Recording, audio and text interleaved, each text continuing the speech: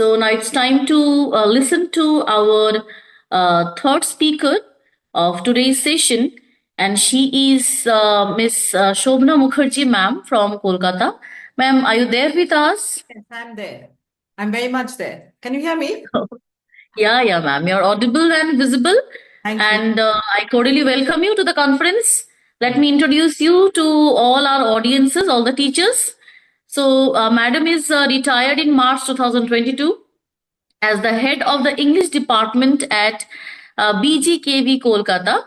She served as the editor of the school magazine Ripples from its inception until 2022 and held the position of academic coordinator. Also, as a school counselor since 2004, she is currently working as the school counselor at Bhavan's secondary section, Kolkata, where she continues to support students in their personal and academic growth. So, ma'am, it's an honor to have you with us. Thank you so much. Thank you. Let's listen from you, ma'am. Over to you, ma'am. Thank you so much. Good evening and namaskar. I would like to thank Dr. Sharma and the authorities for giving me this particular topic, the opportunity to talk on learning from failure. This is a topic we generally brush under the carpet, and failure is often viewed with disdain, with fear, and shame, particularly in educational systems. Yes, just a minute. We are going to have a live show, so just a minute. Can you all see the slides? Just like to know, can you see the slide that is being presented? No, ma'am, please share. No, it can't be. Just a minute.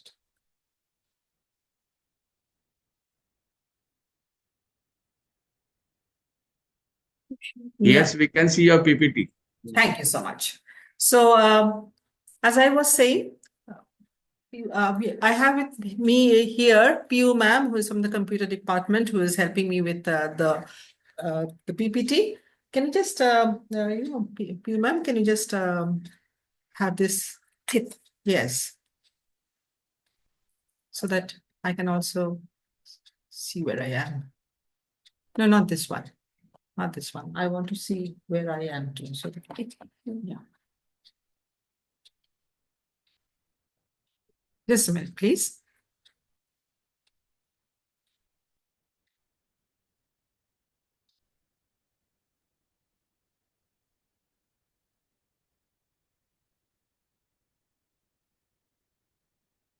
Yeah, thank you. So as I was saying, this is a topic that we generally brush under the carpet, and we view failure with fear, with disdain, with shame, particularly in educational systems. And we are going to start our session with a very short clip. Some of the most successful people in the world are the ones who've had the most failures. J.K. Rowling, who wrote Harry Potter. Her first Harry Potter book was rejected 12 times before it was finally published. Michael Jordan was cut from his high school basketball team. He lost hundreds of games and missed thousands of shots during his career. But he once said, "I have failed over and over and over again in my life, and that's why I succeed." These people succeeded because they understood that you can't let your failures define you. You have to let your failures teach you. You have to let them show you what to do differently the next time. That's it. We really can't let our failures stop us. And our ex-president, no, just a minute, please. Our ex-president, no, not this, the first one. Yes. So our ex-president, Obama, so he was definitely no stranger to failure, and he has seen many ups and downs in life.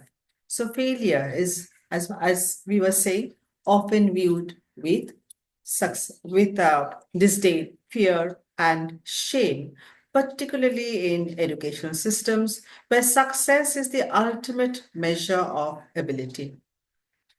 From early childhood to the completion of higher education, students are taught to excel, to aim for perfection, and to achieve the highest possible grades.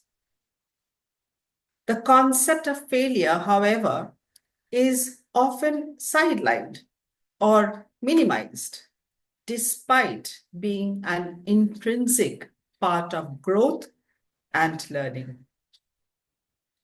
Yet, very important, yet failure is one of the most valuable tools one can possess in life. Unfortunately, it is not explicitly taught in schools, where the focus tends to be avoiding rather than embracing and learning from it. So when we say that unfortunately the schools don't teach a soft skill like failure, are the schools wrong? I mean, you can write in your chat box if you wish. Are the schools wrong when they fail, or let's say when we fail to teach our students the soft skill of failure? Are we wrong? Yes or no? Are we wrong? Can the chat box be seen?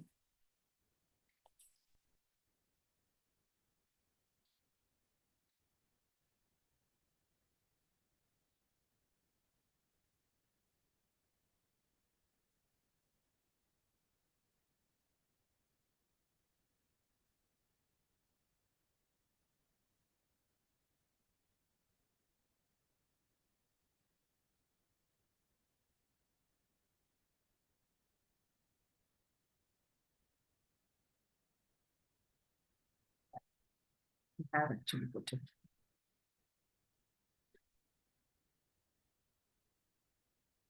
Maybe yes. Maybe yes. That's right. Maybe yes.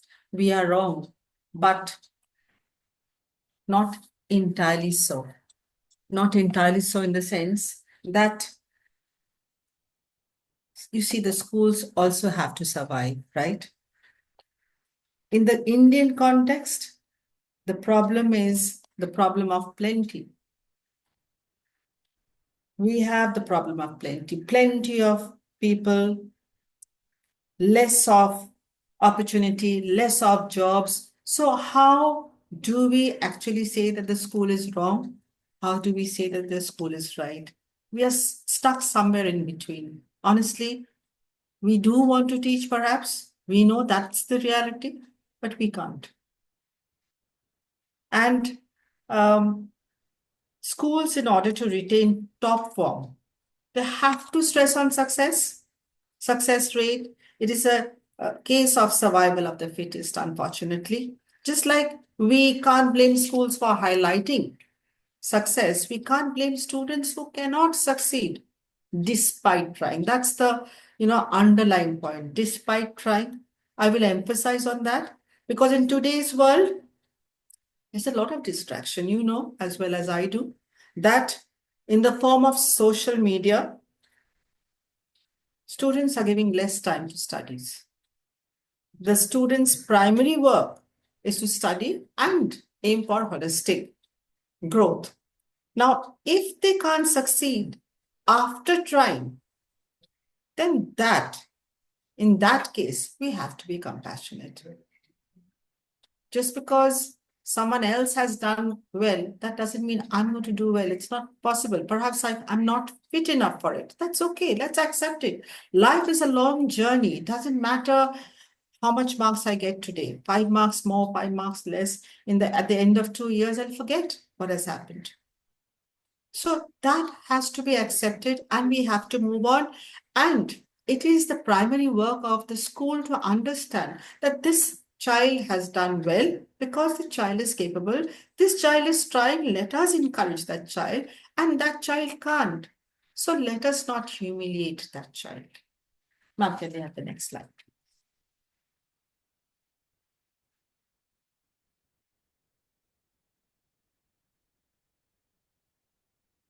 When I was a 23 fellow, I had a dream that I would become a pilot. Okay, I would become a pilot.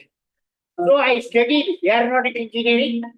I went to Air Force for pilot. Okay, they did not select. Okay, out of 10 fellows, I was the 10th fellow, the selected fellow. 9 seats only they had. I lost it. Okay, but when I became the president, I became the supreme commander.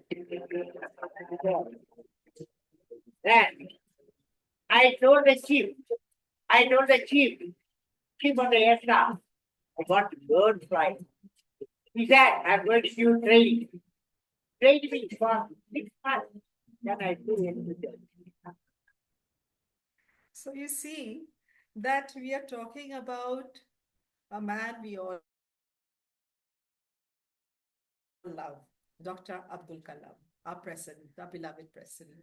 He failed. He failed so many times due to so many things. His personal life was full of ups and downs. Practically, he ran into financial crunch so many times. And he became the president, a towering figure, a figure that inspires us. And we can't get lucky as he has been. Like, he wanted to become a pilot. We would have not had a president of his stature had he become a pilot. At the same time, because he didn't become a pilot, the flip side is he became the president of India, and we all gained from it. So what God has in store for us, what we think of as failure at that present moment, may be actually a blessing in disguise. We don't know his plans.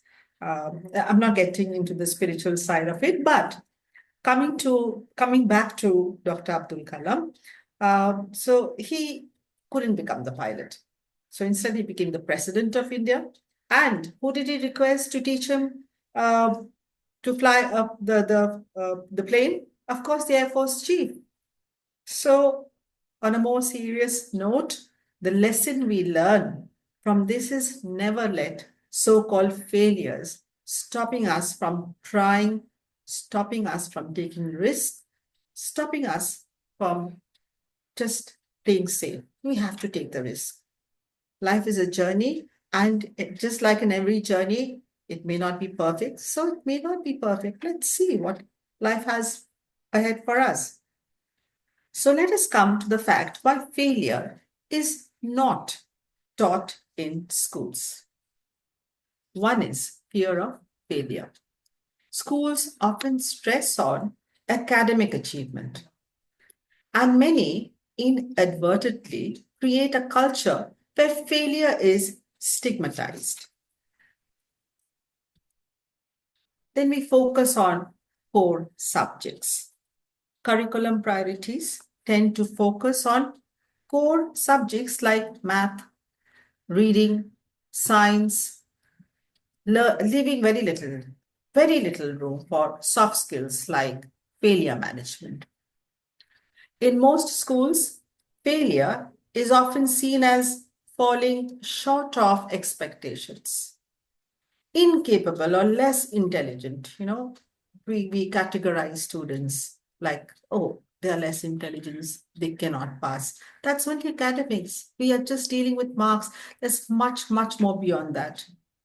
A chef is a person who might actually be hitting the headlines every day. And a person who is in, let's say, teaching has done brilliantly in academics throughout his or her life, may not be doing so. So you don't know how to gauge that, how to actually find out what is the focus of academic excellence or excellence. This perception creates an environment where students are discouraged from taking risk and venturing beyond the confines of the known. The result is an academic culture that discourages creativity and innovation in favor of rote memorization and formulaic responses. Grades become the sole indicator of a student's worth, and the stigma of failure follows them throughout their academic journey and after. Students who receive failing grades or perform poorly on assignments may internalize this failure, causing long-term negative impacts on their self-esteem and mental health. And can I see myself? Then it will be easier for me to interact. Right. So, just I wanted to share this personal experience that I have. This is a particular child. His name is not a child anymore. He's now in his 40s, I suppose. His name is Mehul Srivastava, and he was in class 11, very bright. He had taken up science, and he did not clear. So in those days, it was even more difficult because the academic way of getting a child from one class to another, it was pretty tough. The leniency that we show now wasn't really there. He could not clear.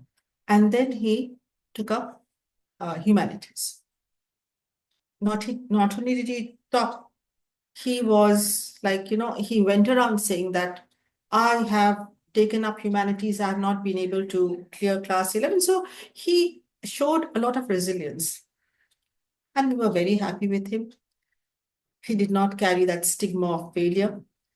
And now I met him recently, last month, in fact. So he's all, in fact, he had come across to school earlier also.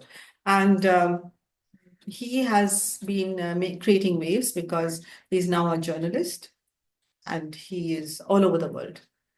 But last month, when I met him and I said, Mehul, I still use your name as an example to motivate other students as to how you have been one of the brightest persons who have taken on failure head on. He said, ma'am, actually, what I said at that time was a bit of a bravado. I did well, but the question that I still wake up with on certain mornings is, what if I hadn't? What if I had not succeeded? So that, once a person fails in our system, somehow they're reminded all the time, you had failed. So in class 8, you had failed. In class 11, you had failed.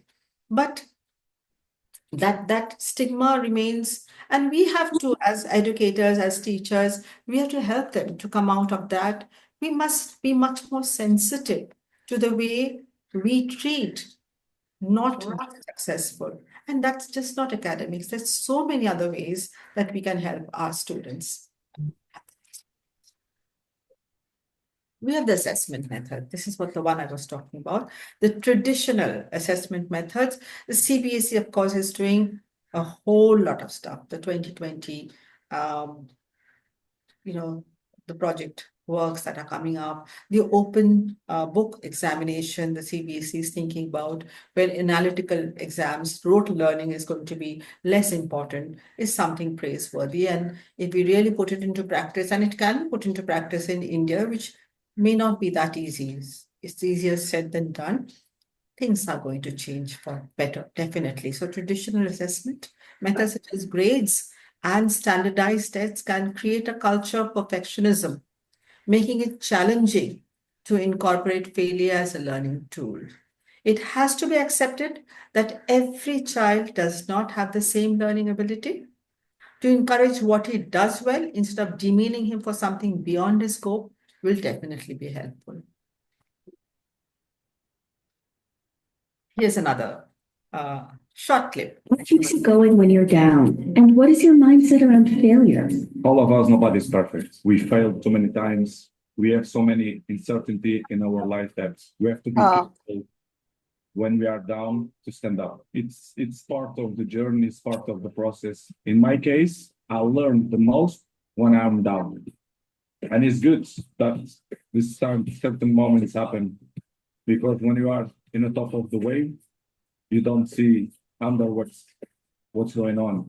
I'm always saying to my friends, it's good to have problems. It's the only way that you can improve. Yes.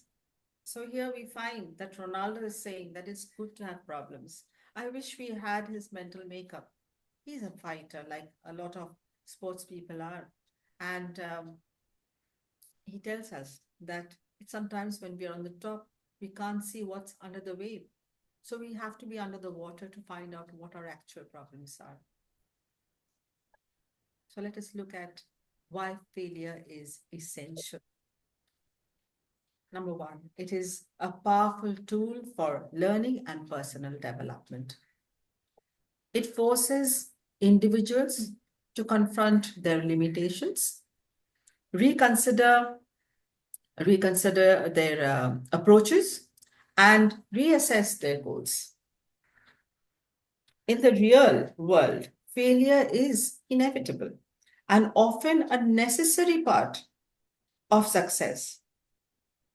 Most significant inventions, scientific discoveries, and works of art are the result of multiple iterations of failure and adjustment.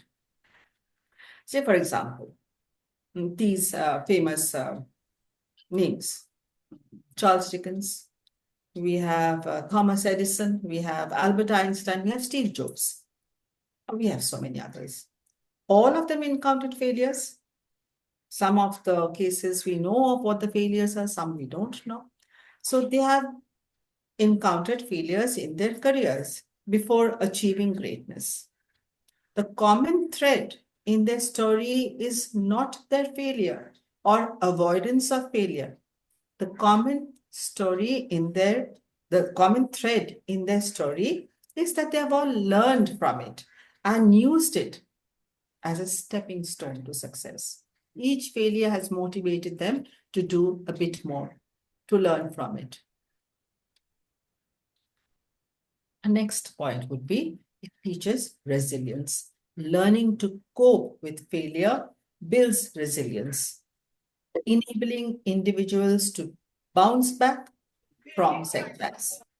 When students are taught to view failure as a tool for learning, they are more likely to develop resilience. That is indeed a fact. And next would be, it encourages, and also with failure, I would say that perseverance and a growth mindset is required.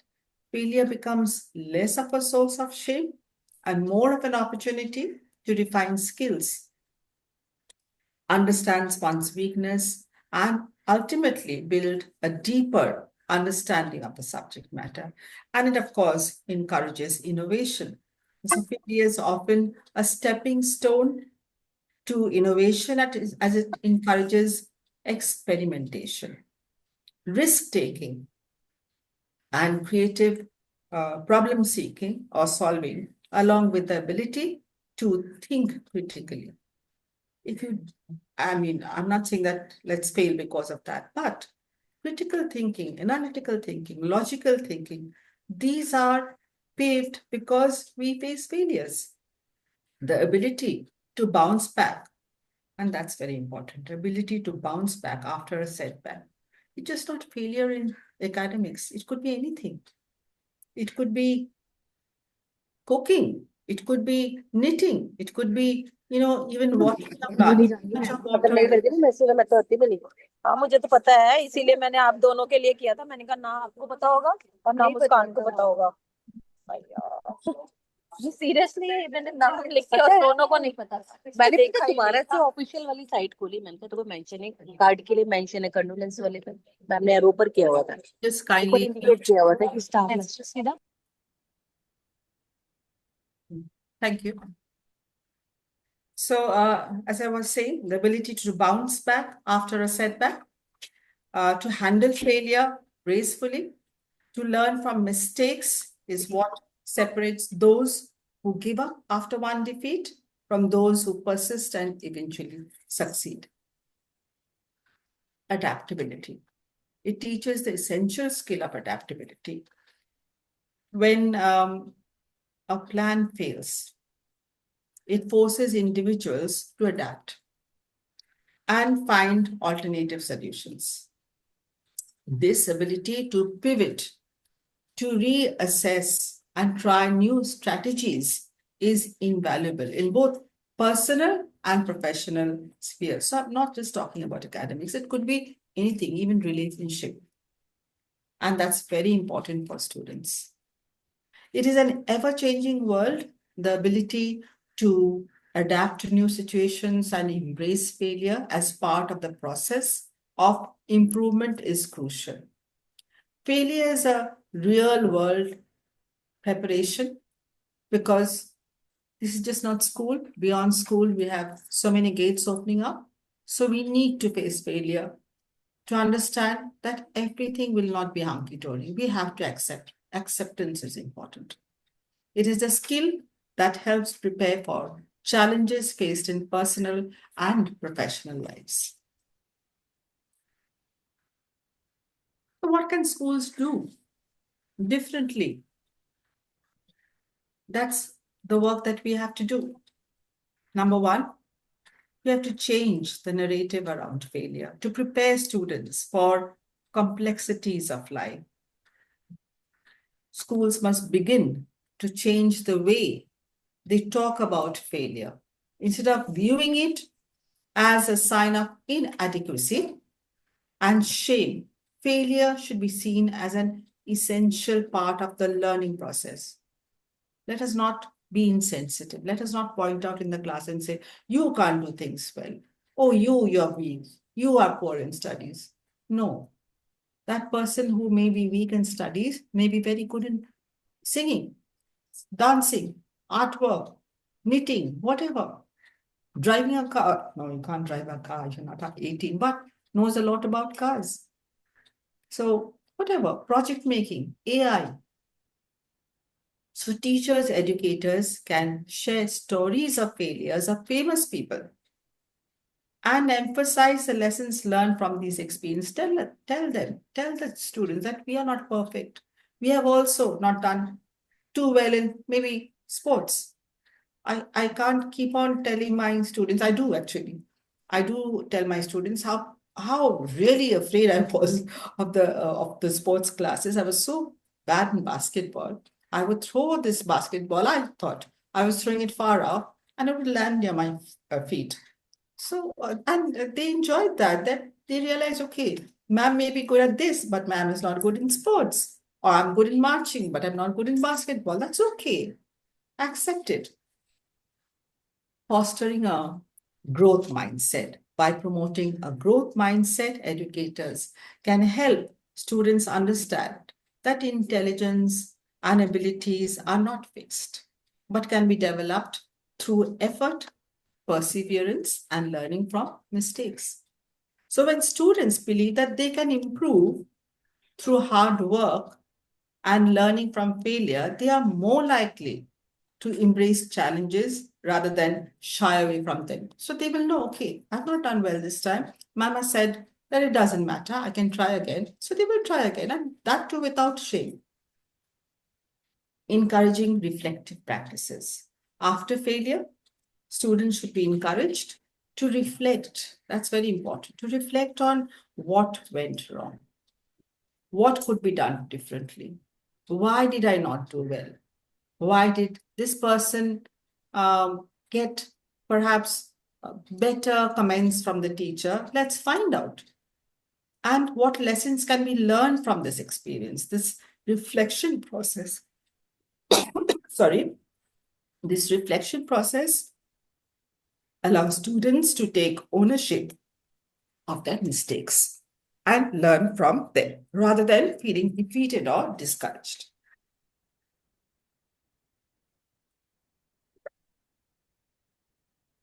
Just a minute, please.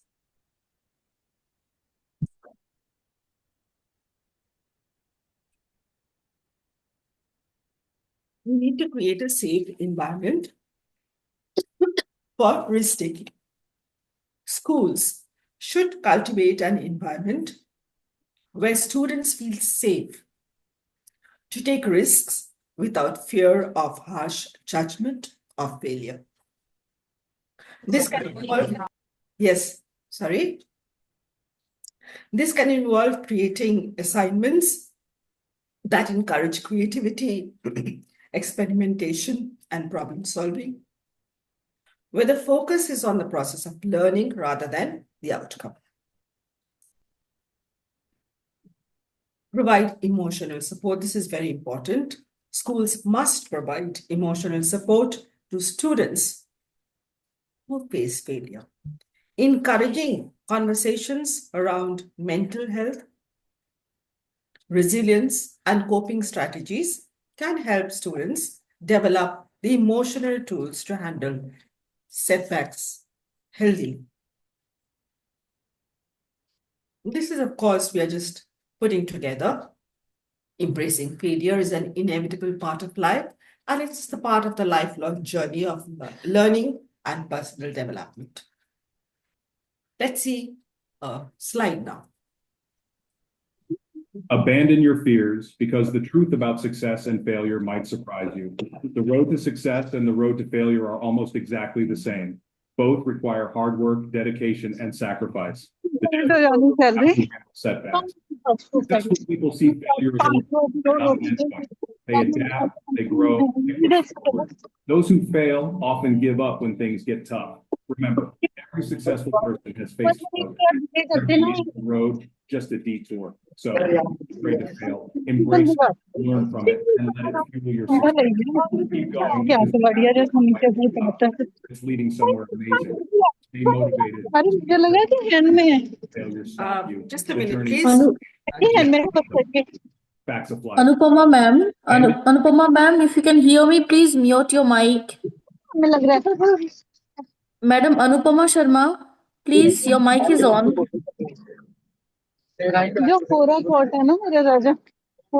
Anupama ma'am, if you can hear me, mute your mic, ma'am. 15 to 18,000 की तो per month सिर्फ medicine है और बाकी रही से कैसा किराए में पूरी है पापा के 50,000 तो अड्डे लगे Be muted, please. I'll just play the slide again. कहीं का 80 नहीं है 48 कुछ है मेरे को होता हाँ Yeah, thank you. Now let's play the slide again. Abandon your fears because the truth about success and failure might surprise you. The road to success and the road to failure are almost exactly the same. Both require hard work, dedication, and sacrifice. The difference, how you handle setbacks. Successful people see failure as a lesson, not an endpoint. They adapt, they grow, they push forward. Those who fail often give up when things get tough. Remember, every successful person has faced failure. It's not the end of the road, just a detour. So don't be afraid to fail. Embrace it, learn from it, and let it fuel your success. Keep going because the path you're on might be tough, but it's leading somewhere amazing. Stay motivated, stay driven, and never let failure stop you. The journey is the same. The outcome is up to you. Facts of life. And just to sum it up, failure is an inevitable part of life. And this noise is from outside. Part of life, yet it remains largely misunderstood and unappreciated in educational systems. Schools teach students how to succeed, but fail. We often fail to teach how to embrace failures. So let us make it our mission that together we will teach students not only how to succeed, but how to embrace failure as well. With this, I think we can wrap up the session. But if you have any questions, if you can just even write it in the chat box, we'll be very happy to answer that.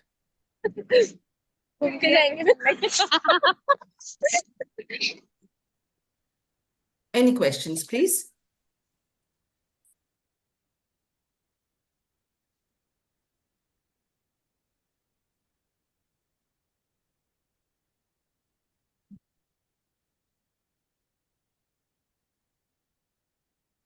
All right, it seems that there are no questions. So I assume that we are on the same page when we say that schools, as educators, we need to not only balance out success and be happy with success. Students who have been successful, so-called, been successful, but students who have not really been that successful, giving a pat to that student who has not done well that particular day, just a smile, that motivation is so important. It will have a lifelong effect. If you don't have any questions, let's wrap up this session. I think it was till 6 o'clock. So if there are any questions, of course, we'd like to.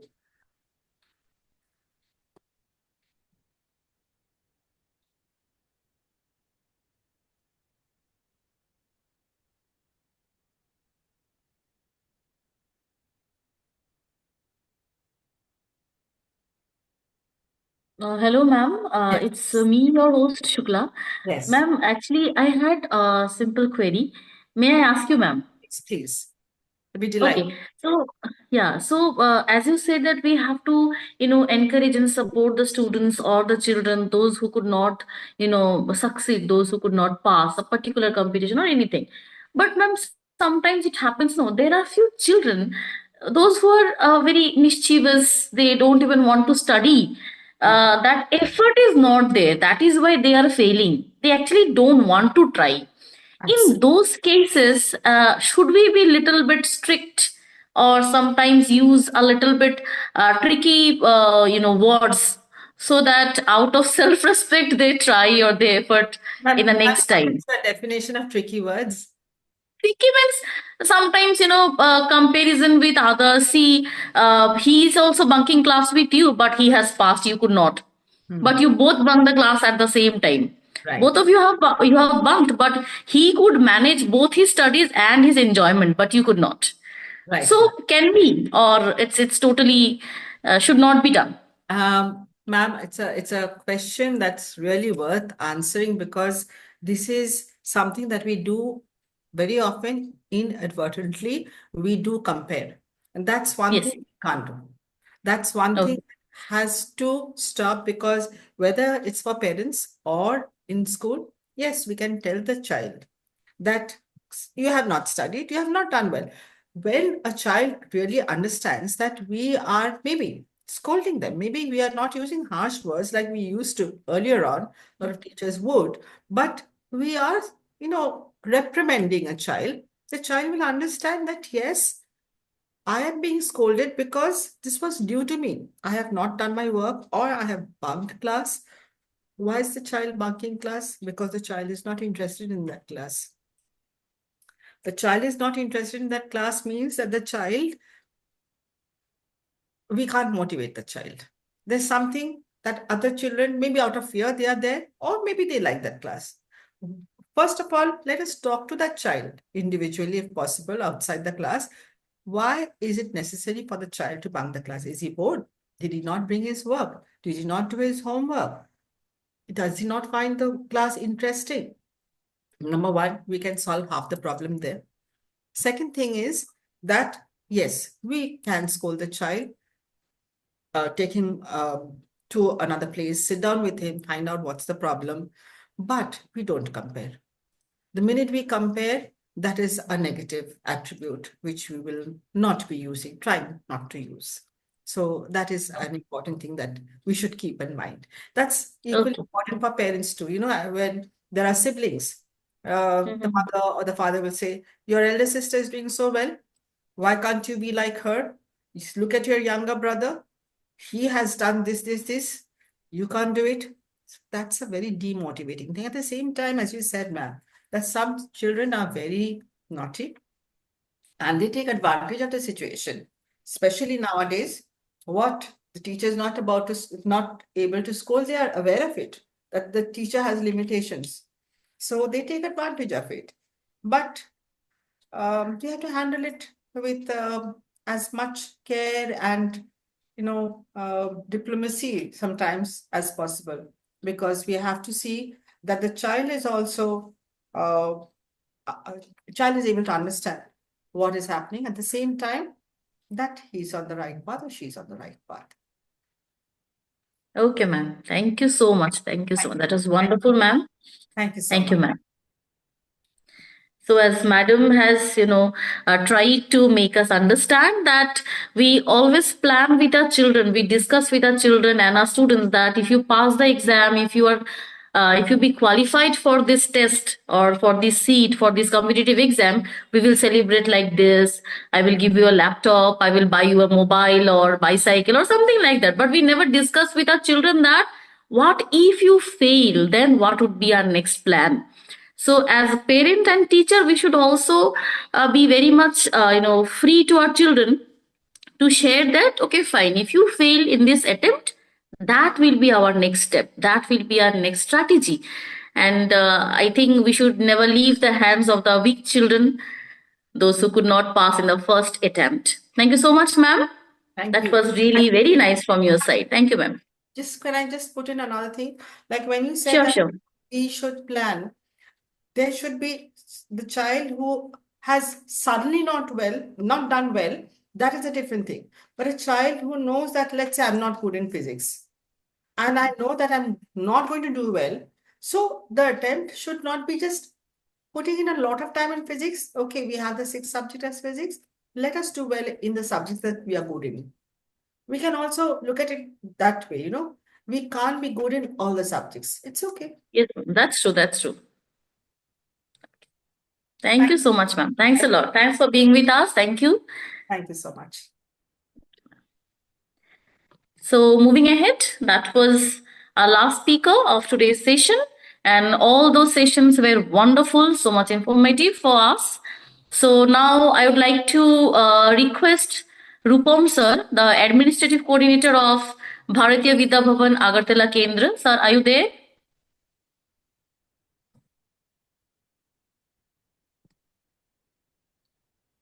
Rupam sir, are you there? Yes, ma'am. Can you hear me? Yes, sir. You're both audible and visible. So I would Okay. like to request you to pay the gratitude on behalf of the entire Bhavan's family to our speakers and audience. What you, sir? Thank you so much, Shukla madam. Good evening, everyone. It gives me immense pleasure to deliver the vote of thanks for today's enlightening session on skills not taught in schools. The session was outstanding, commendable. There was a lot of things that we learned. Thank you, all the resource persons. Now, at the very onset, I would like to extend my heartfelt gratitude to Dr. A.K. Sharma, Education Officer, Bharatiya Vidya Bhavan, Northeast and Eastern Region, for encouraging this kind of informative online sessions and workshops. Thank you so much, sir, once again, for arranging this kind of impactful session that makes us learn how to deal with in real life situations, the tools, the techniques, the strategies, and inspire the students. Your vision and foresightedness to involve us with the real world problems, to enrich us thereby with the real world skills, has done a commendable job, sir. This approach is highly appreciated. Thank you so much again, sir. I would like to express my sincere gratitude to the resource persons of today's program, Miss Neelu, who spoke about time management. Thank you so much, ma'am. Dr. Shama Swarnkar, who guided us on Chat GPT and AI. Thank you for telling us so many things about using of these tools, ma'am. I would also like to dedicate my sincere thanks to Madam Shobhana Mukherjee, who enlightened us on the topic learning from failures. We learned a lot from it, ma'am, and all the videos that you have shown, they were inspiring. Definitely, we will follow these pathways to inspire our students, and we will not let them fail. The insights and expertise of all the resource persons have enriched our understanding a lot. I would like to express my special thanks to Madam Shukla for such a wonderful anchoring and her commendable coordination throughout. Thank you, ma'am. Now, the inaugurator of the program, Bharati Vidya Bhavan Delhi Kendra, a basketful thanks to them for organizing this insightful program. I would also like to thank Sir Sanjoy Mohan Dotto, providing his technical assistance for the seamless and smooth functioning of the program. A big thanks to all the participants for their enthusiastic presence and active participation. Thank you so much. Thank you so much, sir. So we have already come to the end of today's session. The attendance link is already given in the chat box. All the participants, please fill it up. And as Anil Sharma sir said last day, that write your name and your designation in capital letters to avoid any kind of hustle in the certificates. It's given in the chat box. I hope all of you have noticed it and already started to register. So with this, we have come to the end of today's program. Hope to see you again tomorrow for the last day of this conference, 4-day conference. Till then, all of you stay healthy and safe, and let us conclude today's program with Vedic Shanti Path. Thank you and good night, everyone.